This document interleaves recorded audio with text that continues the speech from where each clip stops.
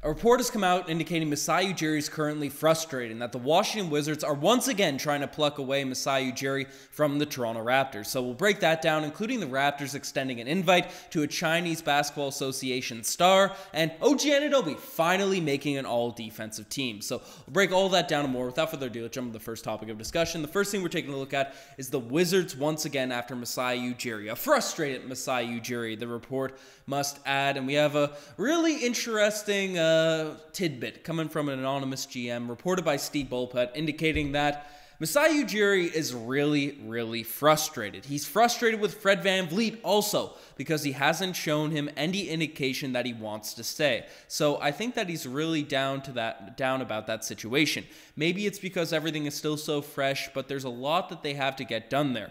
It didn't surprise anyone that Nick Nurse moved on.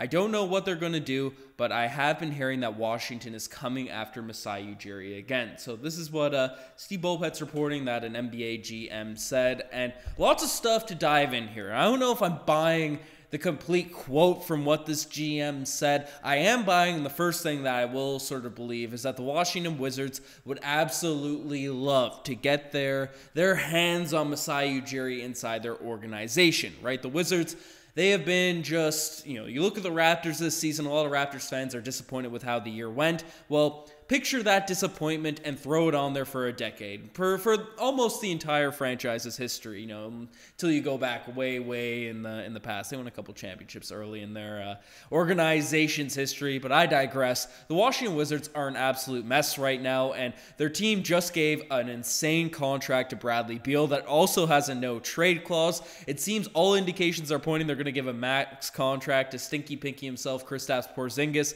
this offseason, and they're just a middle-of-the-pack team that have locked themselves into that sort of position in the future. So the Wizards are not an attractive destination. They need some bright minds in their front office. So I have no doubts that they are interested in bringing in Masai Ujiri to their team, to their organization, to help change things around. Now, I know some Raptors fans aren't very high on what Masai Ujiri's done over the past couple of seasons. Obviously, the drafting of Scottie Barnes was an amazing move, right? I think acquiring Jakob Poeltl was cool, even if it was a little bit overpriced, but he definitely hasn't constructed the perfect roster for this team since the Tampa tank year, even though we did play very well, not this recent season, but the season prior. So some people aren't that high on Masai Ujiri. Personally, I really would like the guy to stay on this organization. He's an amazing executive. He won this team a championship. He can make really strong decisions. And to be fair, even though we fumbled big time in drafting Malachi Flynn over Desmond Bane a couple seasons ago,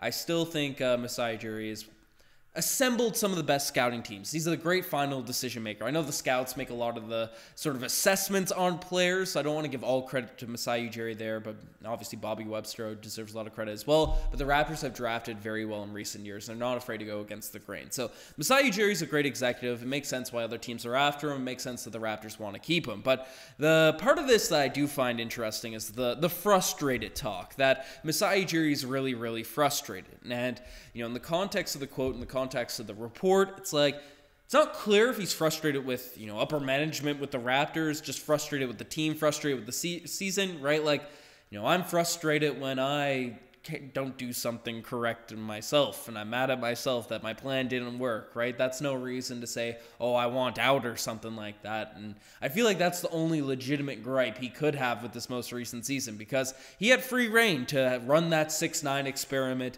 It hasn't worked so far. It clearly didn't work. He gave up on it by acquiring Jakob Poeltl, so that's the only frustration I could see there. But I don't see why Masai Ujiri would be frustrated with the Raptors organization, the city, or anything like that when he sort of had full reign to construct this roster. But the other interesting side of things that I do see is the Fred VanVleet talk, that he's frustrated with Fred VanVleet because he hasn't shown any indication that he wants to stay. And so I think he's really down about that situation. I'm very perplexed by Fred VanVleet not wanting to stay. I mean, this guy, essentially, the team was sort of built around Fred VanVleet over the past couple of years, where he took a lot of shots. He was made an all-star last season, not the most recent one. It's tough to say this season, last season, whatever. 2 seasons ago for the Toronto Raptors, since our season is done.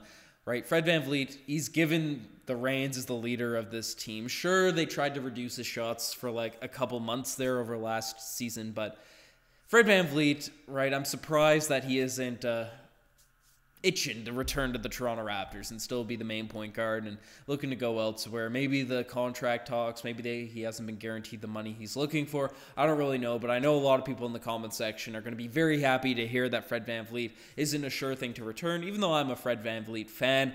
Given the contract he's likely going to command in the open market, I don't think the Toronto Raptors should give him $35+ million per year, because that would be fairly devastating. But let me know what you think of that entire situation. Would you even care that much if Masai Ujiri's plucked away from the Wizards? You know, Bobby Webster steps in or get a new GM. Let me know what you guys think in the comment section below. I'm still a Masai Ujiri guy. But next thing we're taking a look at is the Raptors giving a camp invite to a Chinese league star. Now, very weird report, weird timing for this report. Rarely do we see camp invites or mini camp invites happen, this time of year. But news came out today from Sean Paul saying that some NBA news to relay here that former Northern Illinois star Eugene German has received an invite for the Toronto Raptors free agent mini camp this summer, per a source. In the Chinese league, the CBA, he was averaging 24 points per game, 5 rebounds, and 4 dimes. So, mini camp invite, is that clearly he's going to be a training camp guy, that he's guaranteed going to be on the team? No, but, we heard of reports similar to this a couple seasons back with Ishmael Wainwright, right? The playoffs were still going on. The Raptors were knocked out during the Tampa Tank, I believe it was. And then we heard these things that Ishmael Wainwright was going to be invited to this team, Summer League, all that sort of stuff. And then he did get a training camp invite.